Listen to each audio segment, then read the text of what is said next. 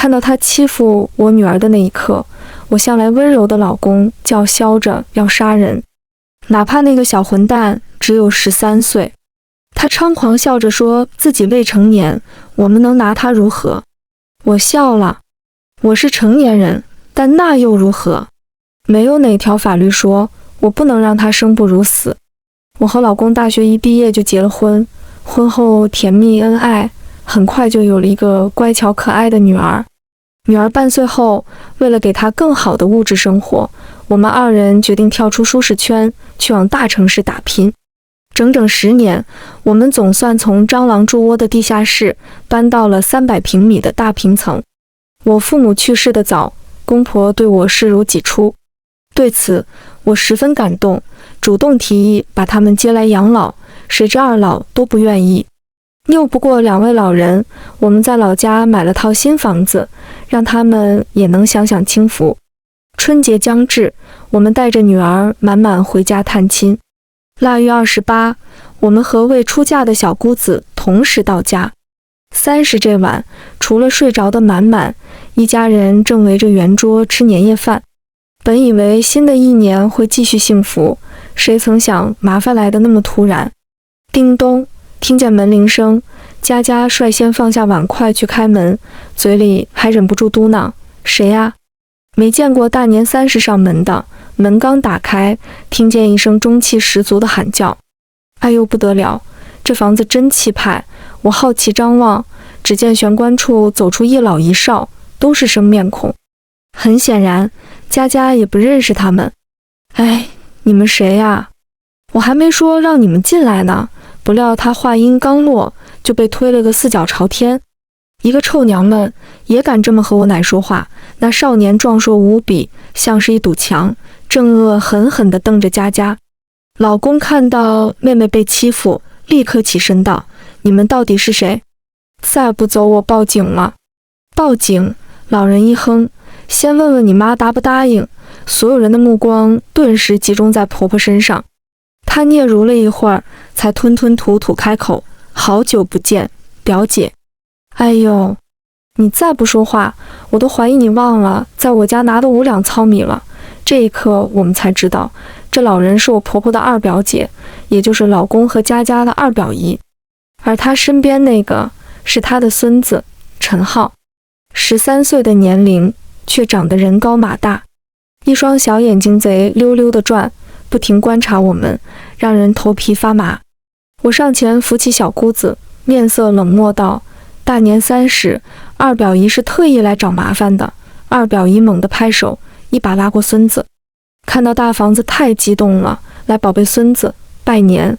陈浩立刻眯着小眼睛，大咧咧伸出手：你们傻愣着干嘛？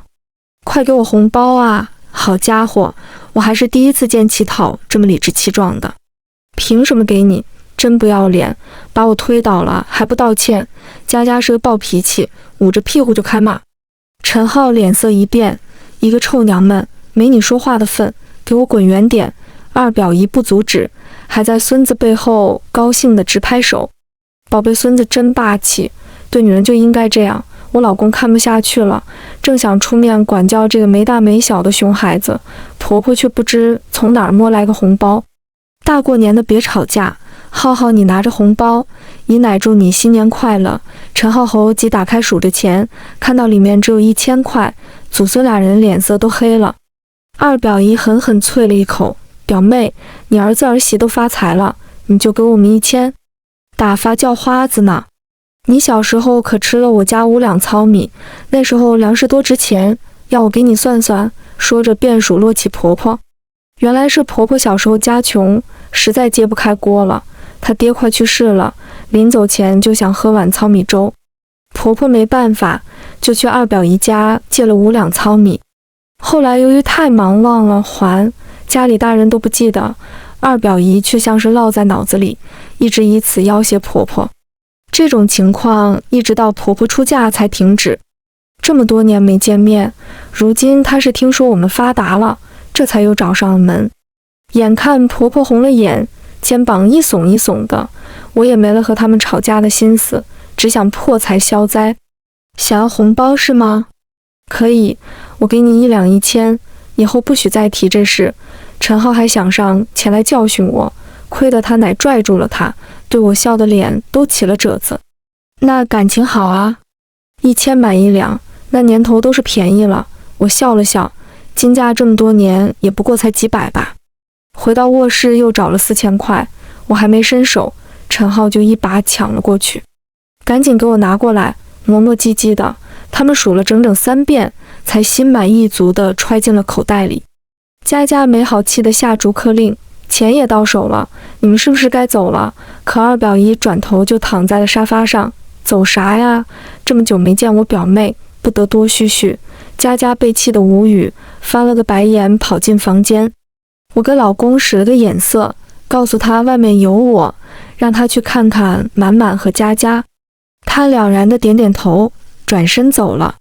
好在二表姨只是拉着公婆砍大山，没再像之前那么市侩。至于陈浩，正坐在餐桌上啃着我5000块一只的龙虾，吃相贪婪，让我瞬间没了胃口。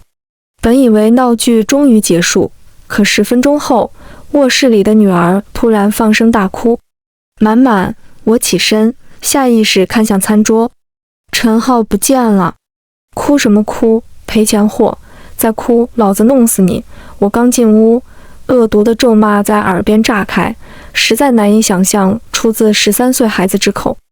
而接下来看见的，更是让我浑身血液倒流。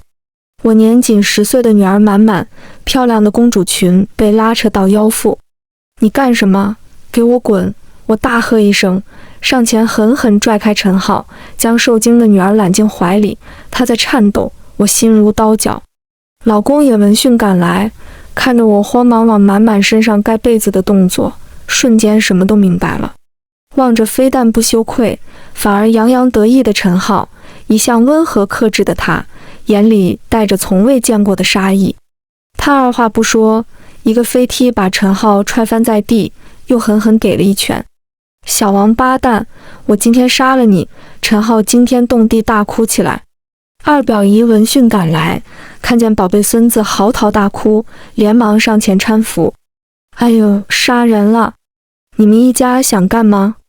有本事杀我们奶孙俩！老公红着眼出去，在进来时手里多了一把锋利的菜刀。你以为我不敢？你知不知道你孙子干了什么好事？婆婆眼看要出大事，一把拽住老公的手，苦苦哀求。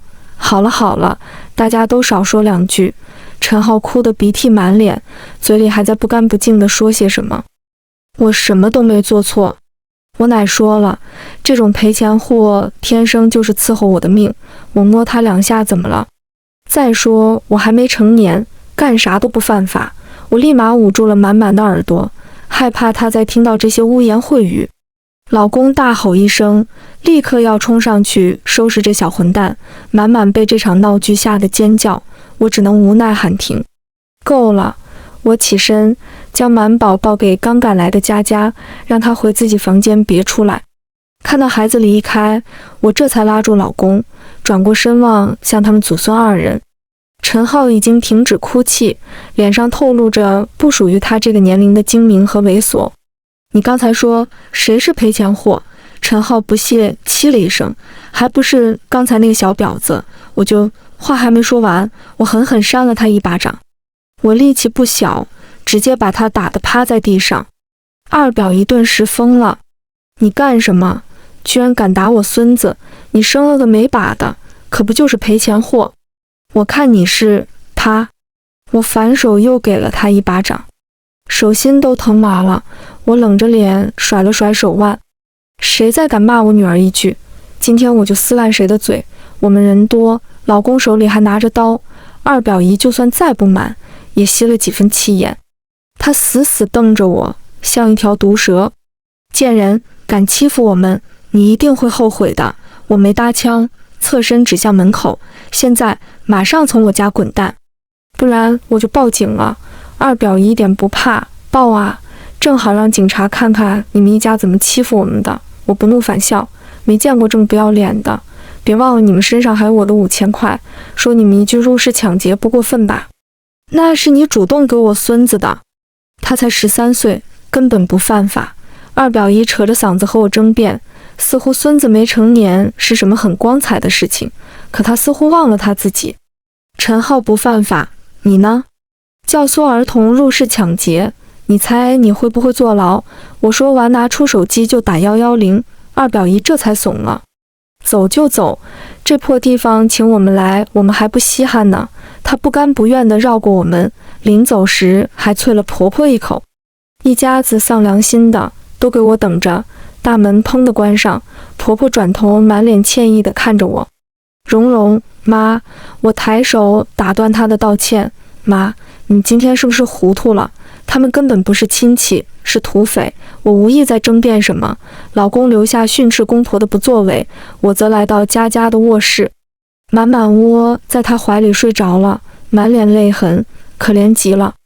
由于迎着光，我这才发现满满脸上居然还有一个清晰的巴掌印。不用说，肯定是那个小混蛋打的。刚才气昏了头，我居然没注意到，只后悔没多甩那小混蛋几耳光。佳佳也在一旁气得不行，真是小王八蛋，居然敢这么对付满满。好了，不说了，我打断他，示意出去谈。佳佳这才气鼓鼓地闭上嘴。离开房间，他立刻贴上我的耳朵，嫂子，你都不知道那个陈浩有多猥琐。一想到他看我们两个的眼神，我浑身都要起鸡皮疙瘩了。没想到他最后还把手伸向了满满，他才10岁呀！我诧异道：“我们？”“是啊。”佳佳点头。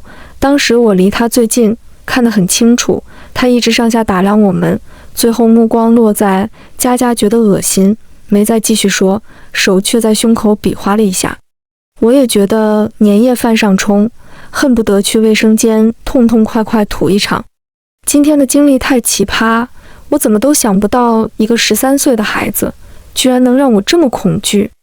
这件事谁都先别说，我自有打算。佳佳一向信任我，告诉我需要帮忙随时说。大年30闹成这样，谁也没了守岁的想法，便各自洗洗睡了。我刚洗完澡，就看到老公在翻包。老婆，你拿我包里的1万块了吗？是我给满满准备的压岁钱，1万块。我摇摇头，我没拿，给陈浩的钱也是我包里的。话音刚落，我们都意识到了不对，连忙翻包，果然我包里剩下的几千块也不见了。老公脸色铁青，真是没教养。我这就报警。我按住他的手，想到陈浩叫嚣的嘴脸，劝道：算了，他未成年，我们就算报警也没用。就因为他未成年，我们就处处忍气吞声。这些行为有哪个是13岁孩子做得出来的？老公颓然叹气，其实最气的还是满满受到了伤害。别急，我靠在他肩膀上，明天我准备去见见黄丽，她说不定知道些什么。黄丽是我的高中闺蜜，毕业后就上了警校，在基层摸爬滚打10年，对待这些无赖自然方法更多。就算不出陈浩这事，我也打算和他叙旧。安抚完老公，我给黄丽发信息简述了今晚的事，拜托他打听陈浩的家庭，对方一口答应下来。敢欺负我干女儿，都要命了。看着他义愤填膺，我知道这事成了一半，却没想到陈浩一家的报复来得那么快。凌晨，我睡得正熟，手机铃声突然响起，是个陌生号码。我迷迷糊糊挂断后，对方又打了进来。忍无可忍，接通电话，我还没来得及问是谁，对面就开口了：喂，上门服务是吧？我住在东大街38号，半个小时能到不？我瞬间清醒，你说什么？不料对方嗤笑：都出来干这一行了，还要立牌坊是吧？下一刻，佳佳卧室里也传来一声怒骂：你这个流氓，你才不干净，你全家都不干净。不用想，肯定是他们搞的鬼。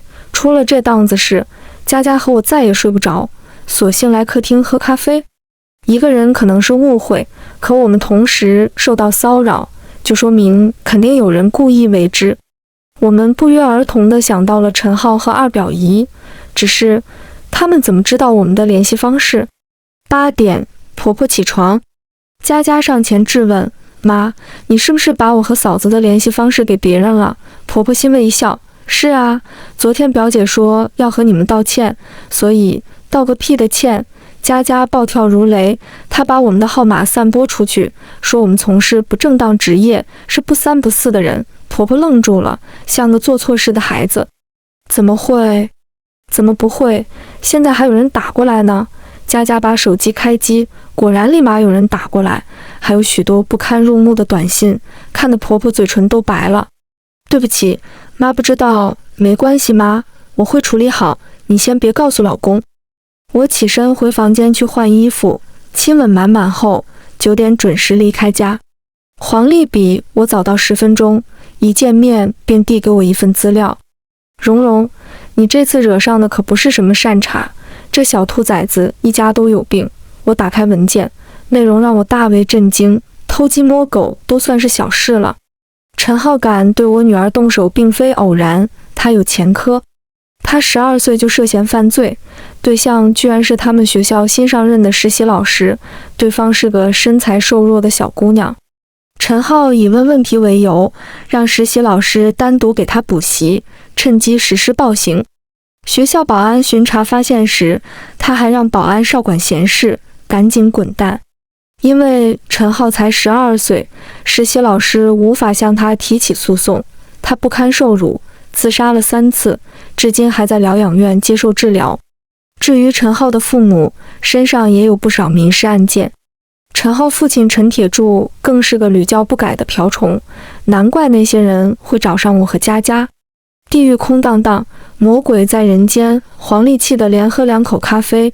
这混小子今年也才13，法律管不住他，你打算怎么办？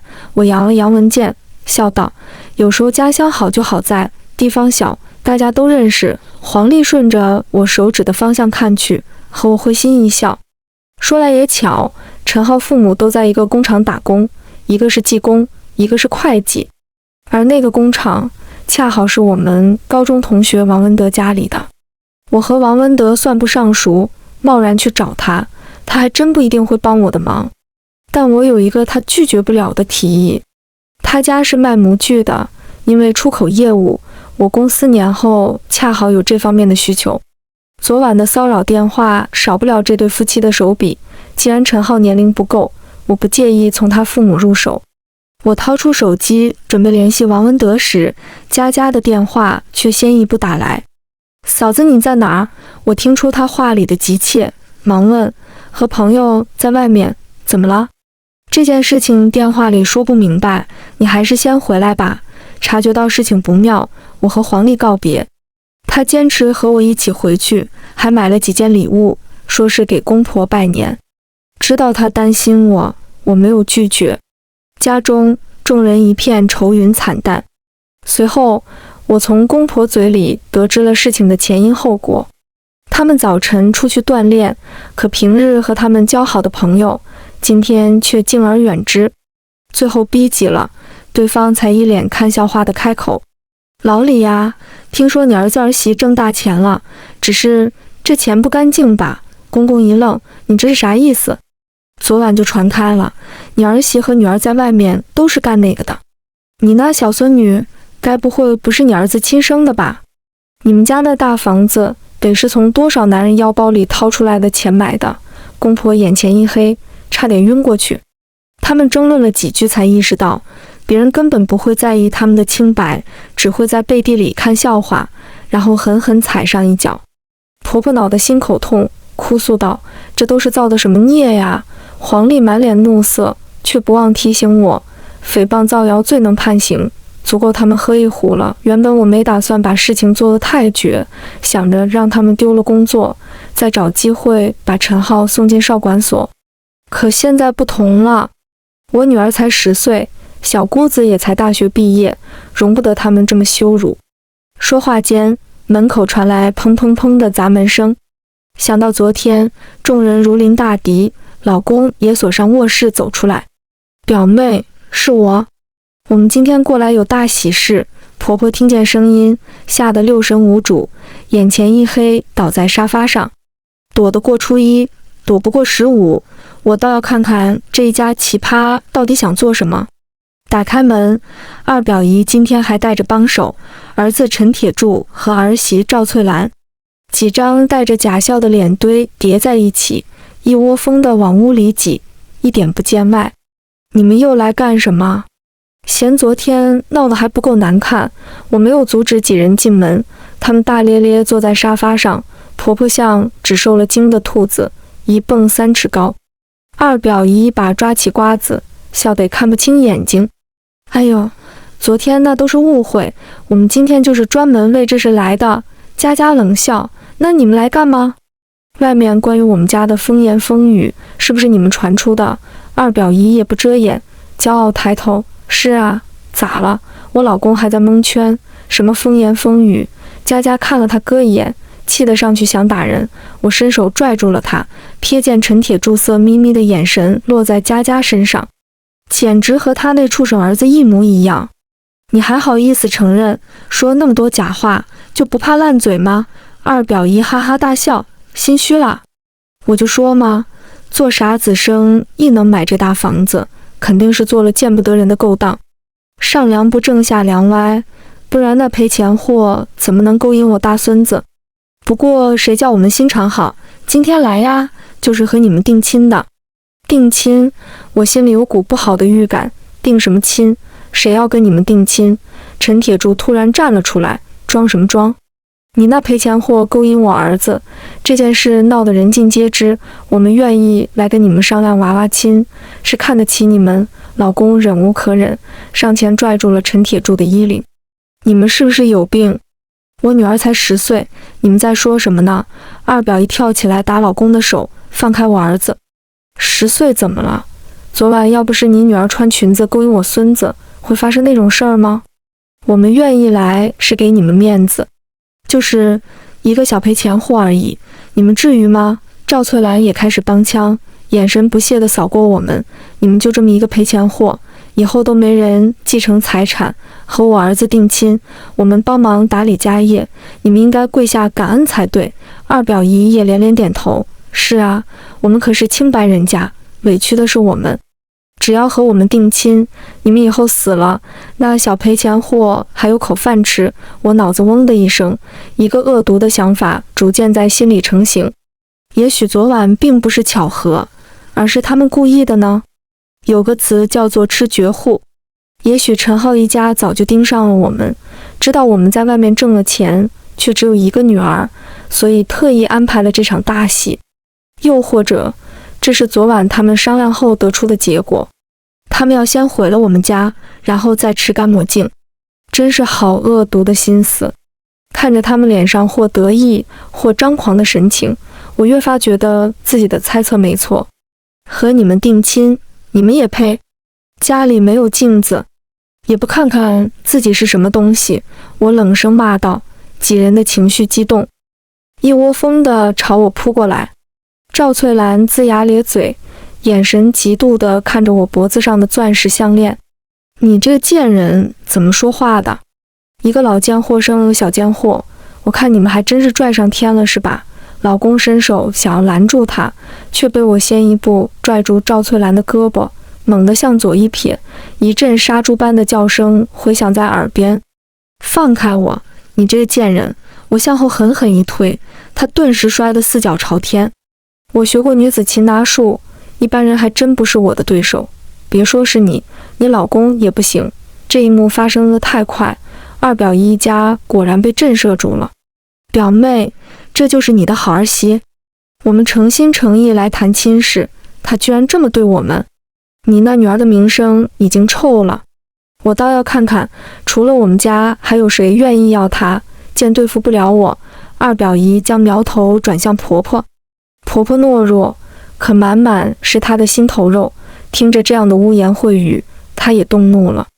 满满只有10岁，怎么能定亲？表姐，你别把话说那么难听。老东西，你怎么跟我妈说话的？陈铁柱瞪着婆婆，看上去想打人。这里是我家，要撒也出去撒，给我滚！老公再次抓住陈铁柱的衣领，双眼猩红，一拳挥了上去。二表姨和赵翠兰见状又要拉扯，一屋子鸡飞狗跳。都给我停下来！黄丽忍无可忍，居然从包里掏出一支枪放在茶几上。二表姨和赵翠兰吓得哇哇大叫，陈铁柱也不由得怂了。你是什么人？怎么会有枪？黄丽一声嗤笑，当然是警察，来拜年，没想到看了这么一场大戏，要不各位跟我走一趟吧。二表姨家如此猖狂，无非拿准了我们是普通人，容易拿捏。可面对正经的警察，他们却连个屁都不敢放。最后扯扯拽拽，还是不情不愿地离开了。临走时依旧放下狠话：你们给我等着，这件事没完，迟早有一天你们会跪下求着我们娶她。我没说话，冷冷关上大门。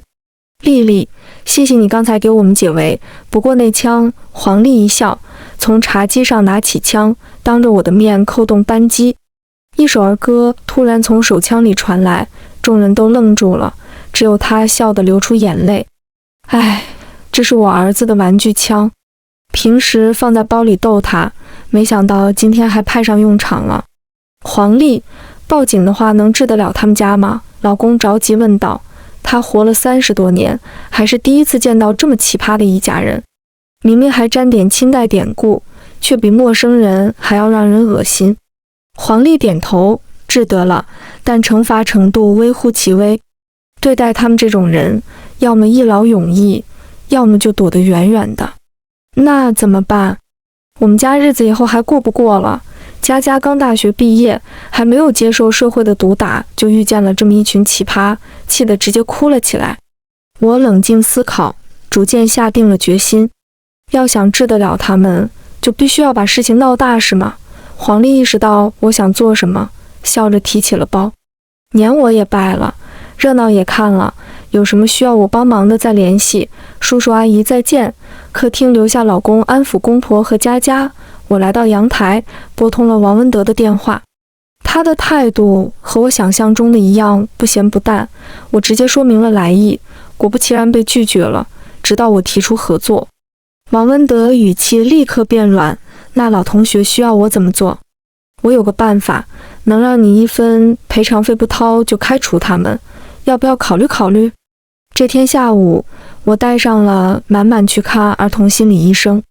他年龄太小，我担心会给他留下什么严重的心理阴影。满满走进咨询室，我转头看向身旁笑容满面的接待。我想再找一位心理医生，要最好的。10分钟后，我看到了坐在我对面笑容满面的心理医生。你好，女士，请问有什么能帮得上你的？我从包里掏出支票，填上数字后推给他。心理医生愣住，女士，你这是？我有病。我扶着额头，眼神死死盯住他。很严重的精神疾病，医生能懂吗？心理医生瞥到了支票上的数字，笑容得体又激动。既然女士的精神疾病这么严重，麻烦接下来一段时间每天都要来访，方便我做记录。我勾唇轻笑，这是自然，半个月转瞬即逝。我带满满去看医生的事并没有刻意隐瞒，很快周围认识的人都知道我们娘俩不正常了。二表姨一家又来闹过10几次，好在没人给他们开门，在门口叫骂了2句就离开了。与此同时，我们一家的名声也变得越来越臭，这还要多亏了二表姨的那张嘴。正月16这天，我接到了王文德的来电，事情成一半了。陈铁柱还真把这笔钱给我补上了。我查了下公司账户，果然少了50万。他笑着开口，得意到不行，还是老同学你聪明，果然在大城市待久了，手段就是高。你要是想对他们动手，现在就是个好机会，老同学别错过呀。现在我轻笑，还太早了。半个月以前，我打通王文德的电话，告诉他一个兵不认血的方法。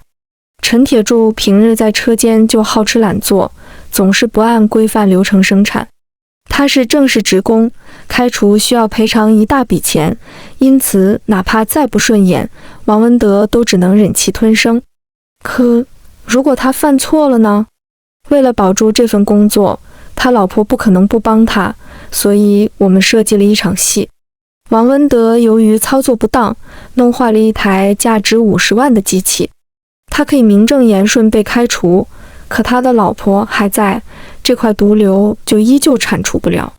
所以王文德给他们2条路，要么2个人一起辞职，要么想办法补上这50万。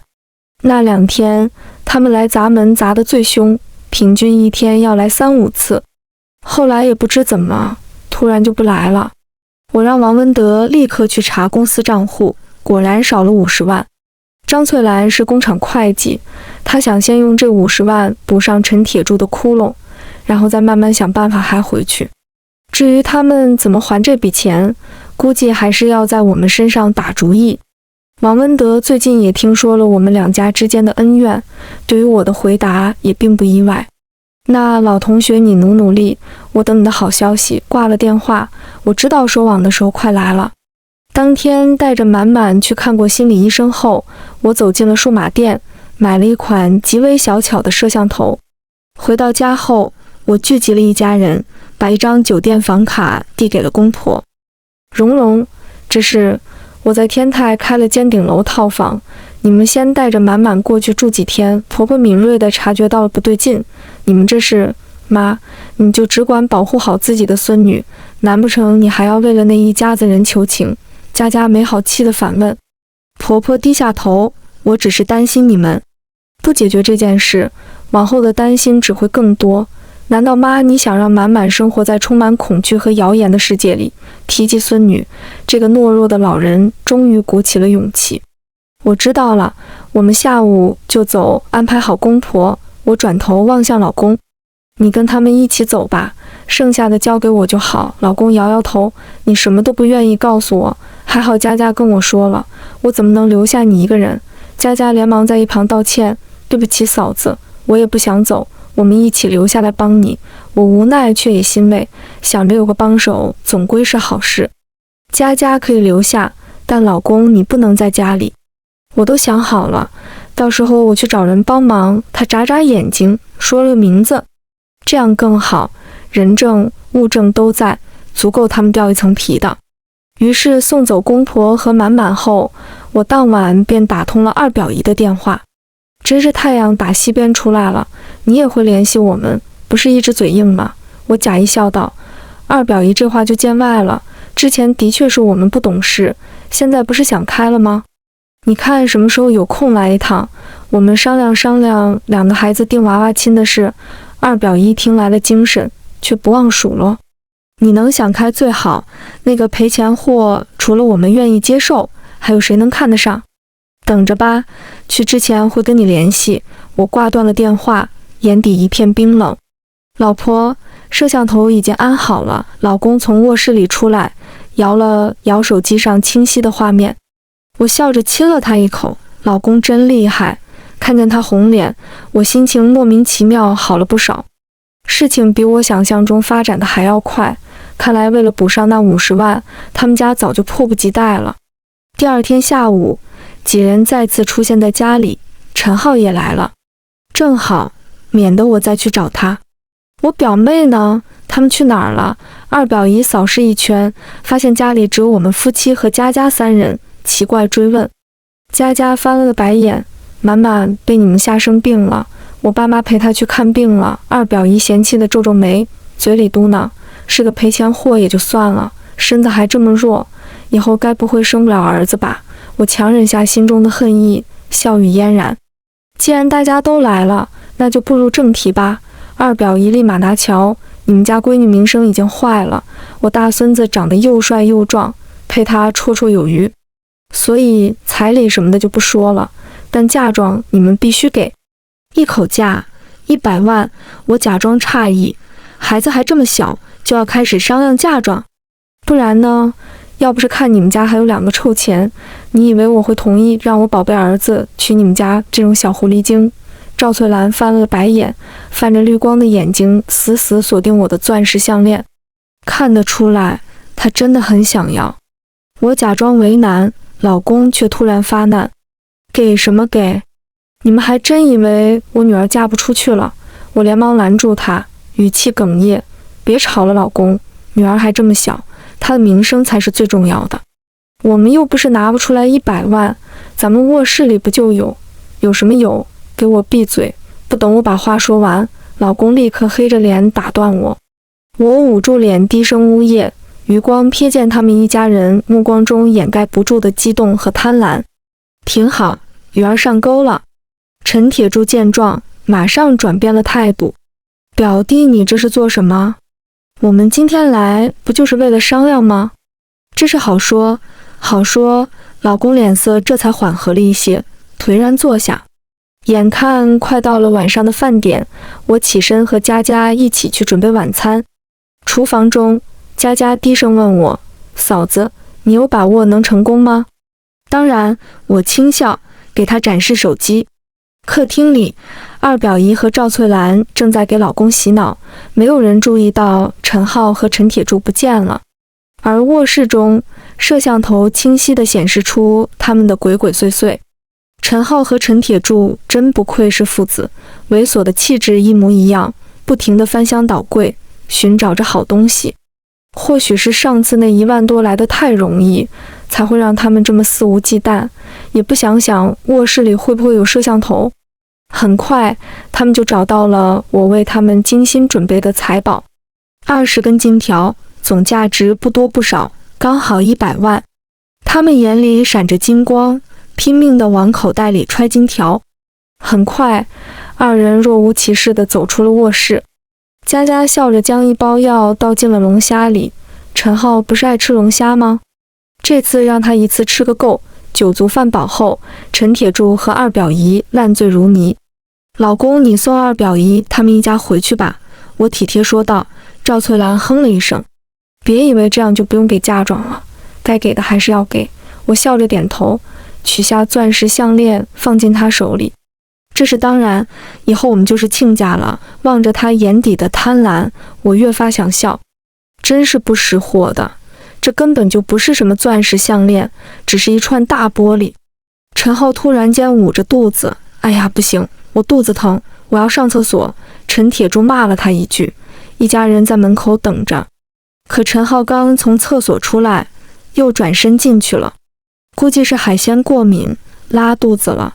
要不今晚就让他睡在这里吧。赵翠兰知道自己儿子的本事，想了想没拒绝。也行，但我得交代他点事情。赵翠兰很快就走了出来，包包以肉眼可见的速度变得鼓胀。我和佳佳假装没看见，笑着送他们离开。佳佳望着卫生间的方向捂住鼻子，过2天非得把马桶拆了不可。陈浩从卫生间出来时，并不意外父母已经离开。佳佳懒得看见他，转身去洗漱。他出来后明明裹得严严实实，陈浩那双猥琐的小眼睛却还在他的身上不停打转。我不动声色地看着，假装接通了老公的电话。什么？车爆胎了，回不来了。陈浩果然往我这边看了过来。那好吧，老公你在外面休息，要注意安全，明早再找拖车吧。我挂了电话，也转身去洗漱。出来时，陈浩看我的眼神果然和看佳佳的如出一辙。有些人的是骨子里的。佳佳，今晚你哥不在，你陪我一起休息吧。佳佳立刻答应。我睡哪儿？陈浩问道。我指了指其他几间空房间。家里没人，你想住哪间都可以。那我们先去休息了。我特意咬中了没人2个字。如果陈浩今晚什么都不做，那就算他走运，日后我再想办法对付他。如果他真敢做什么，那他们一家全要完蛋。我有个不错的法子，能让他生不如死，让他们全家痛不欲生，顺便还能帮那位可怜的老师报个仇。夜深，佳佳和我都没睡，也没有说话，只是静静地看着彼此。不知不觉到了晚上3点，吱呀一声，门被推开了。佳佳身体僵硬，连忙闭上眼睛装睡。有人小心翼翼地靠近床边，将手探进了我的被子里。就是现在，我立刻放声尖叫，翻身而起，狠狠一脚踹向了来人的双腿中间。顿时，一阵杀猪的叫声响起来，但我并没有停下，和佳佳一起哇哇乱叫，拳头和脚像雨点般落在了来人的身上。惨叫声几乎响彻整个小区。不知过了多久，门外传来一阵喧闹，紧接着卧室的门被踹开。灯光亮起的那一刻，我和佳佳紧紧抱在一起，披头散发，泪流满面。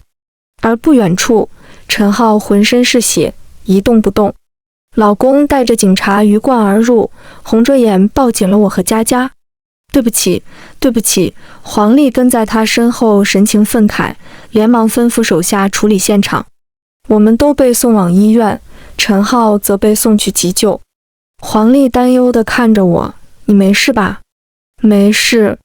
这小王八蛋太过分了，居然真敢把手伸向你们。不过他到底未满14周岁，你打算……我没说话，从包里掏出一份精神鉴定书。他不用负刑事责任，那这样我也不用负了吧？黄丽神色诧异，掀开看了又看，没忍住笑出了声。行啊，蓉蓉，还是你厉害，厉害比不上，不过是我准备周全。从我意识到他们家要吃绝户的那一刻起，我就没打算放过他们。可报仇这种事向来急不得，必须要一步一个脚印。花钱请的心理医生很有用，他极为专业地告诉我究竟该怎么做才能显得心理和精神最有问题。最后一天更是请了专家给我鉴定，结果不出所料，我有病，很严重的精神疾病。这件事整个小区都知道，根本做不了假。既然他会钻空子，那我为什么不能？二表姨一家天亮了才匆匆赶来，听说陈浩还在急救，上来便要撕扯我。你居然敢对我孙子动手，我今天杀了你！老公和佳佳连忙护住我。你们干什么？是你孙子先动手的，他半夜偷摸到我嫂子房间，还掀开她的被子，谁知道他想做什么？肯定是你勾引我儿子，你都这么大年纪了，还敢勾引我儿子！赵翠兰疯了一般扑向我，脖子上的钻石项链极为扎眼。抢救室的门开了，他们一家立刻转向医生。大夫，我大孙子没事吧？医生叹气，暂时没有生命危险，不过打得太厉害，踢到了伤者的生殖器和输精管，恐怕以后他就不能再作恶了。二表姨两眼一黑，直挺挺地朝后倒去。陈铁柱转头恶狠狠地瞪着我，居然害得老子要断子绝孙。我今天还没等他冲到我面前，我拿起了手机，上面是他们在房间里翻箱倒柜找金条的视频。我们是不是该好好谈？医院楼梯间内，他们眼中的凶恶只增不减。视频你们也看到了，你们偷了我20根金条，你儿子半夜闯进我的房间，试图对我不轨，我不过是正当防卫，我正坐在他的床头削苹果，你醒了，他看见我仿佛看见了鬼，你怎么在这儿？我爸妈呢？我奶呢？他们在哪儿？他们……我假装疑惑，你还不知道呢，他们去坐牢了呀。不过别担心，很快你也要去。他瞪大眼睛，满脸惊恐。你胡说，你在胡说八道。我还未成年，我怎么可能会坐牢呢？你当然不用坐牢了，你要去的地方叫少管所，等你身上的伤好了之后就能过去了。苹果削好后，我不由分说地塞进了他的嘴里。哦，对了，你进阿姨房间的时候，我太害怕了，所以不小心把你踢坏了。以后你就不能再祸害女孩子了，这个苹果就算阿姨和你道歉吧。以后多做点善事，减肥，看看会不会有男人要你。陈浩眨巴眼睛，哇哇大哭。你给我等着，你这个臭女人！等我长大了，我一定会报复你的。我连忙吓得捂住脑袋。不好意思，我装的。你恐怕没这个机会了，因为你这辈子都不可能成为触碰到我女儿的人。有人推门进来，陈浩显得更恐慌。来的不是别人，正是被他侮辱过的实习老师。瘦瘦小小的一个姑娘，仿佛风一吹就会倒下，苍白凹陷的脸庞上恨意尤为明显。陈浩，没想到你也有今天。他笑着上前，左右开弓，狠狠扇向他的脸。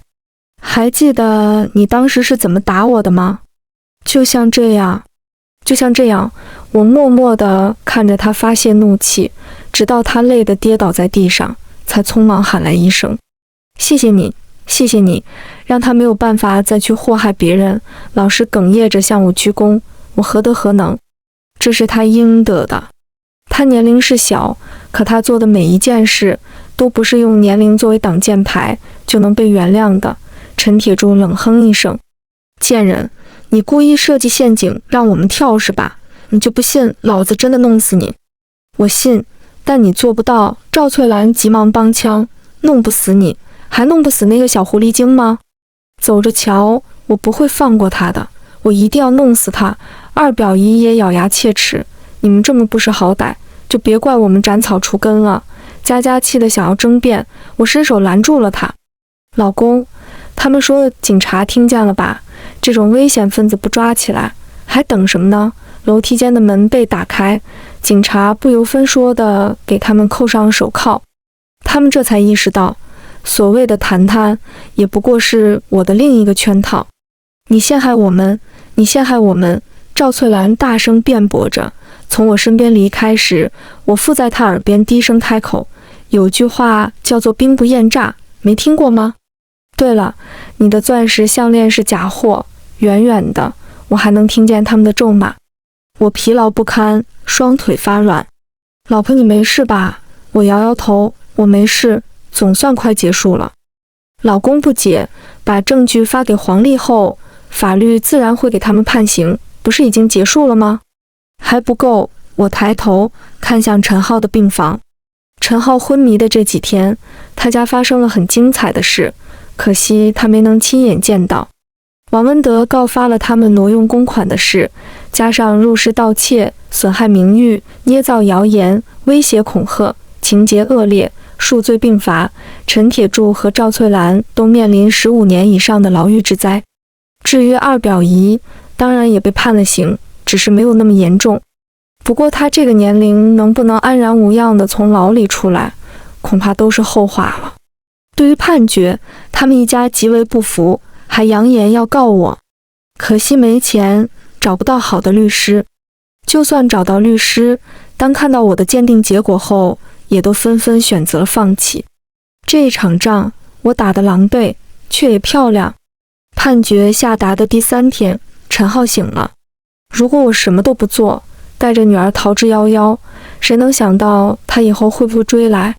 也许他不会，但他又会不会祸害别的姑娘？1个星期后，陈浩养好了伤，由警察护送至少管所。关于我们一家的谣言不攻自破，我又带着满满去看了一次儿童心理医生。医生说满满已经走出了阴霾，我这才放下了心。爸妈一朝被蛇咬，10年怕井绳，最终决定离开这座小城。出了正月，我以低于市场的价格卖掉了房子，一家都搬去了首都。没想到1年后，我还从黄丽那里得到了个大新闻：陈浩进监狱了。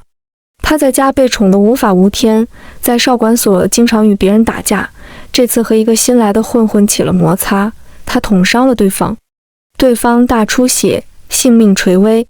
而他已年满14周岁，因涉嫌故意杀人且杀人未遂，需要负刑事责任了。